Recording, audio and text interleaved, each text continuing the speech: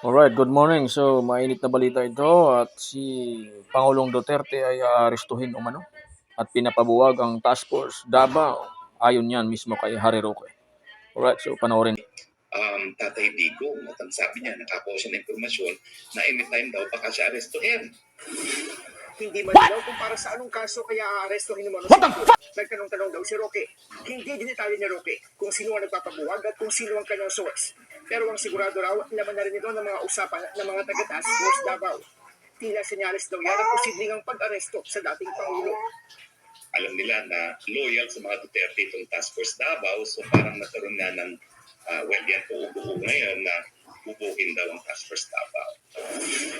April 2003 nang buuin ang Task Force Davao sa ilalim ni Noy Davao City Mayor Digong.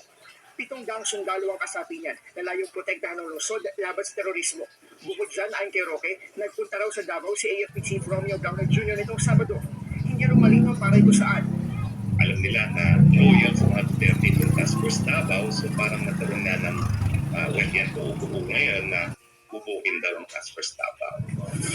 Agad naman pinasinungalingan ng Armed Forces of the Philippines ang mga aligasyon ni Roque.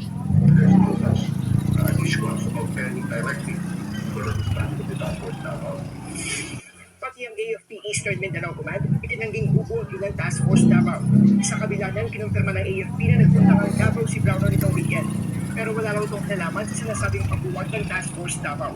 At lalong wala itong kinalaman sa tensyon at na Pangulong Bongbong Marcos at dating Pangulong Duterte.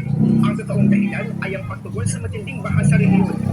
Chief of Staff went to Davao last weekend, but his sole purpose was for three things. Look into the HADR, how the AFP will assist sa sakunabot na nangyayari sa Davao. Pangalawa po is yung operations of the district commander in Davao.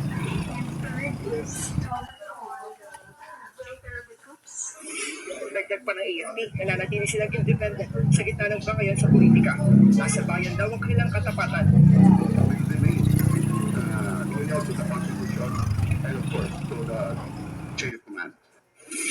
Kung may kinalaman naman sa drug war investigation ng International Criminal Court o ICC ang sinasabi ni Roque na posibleng pag-aresto kay Duterte. Ayon kay Justice Secretary Boy Reguilla, hindi sila kailanman kinontak ng ICC. Wala raw alamang DOJ sa sinasabi ni Roque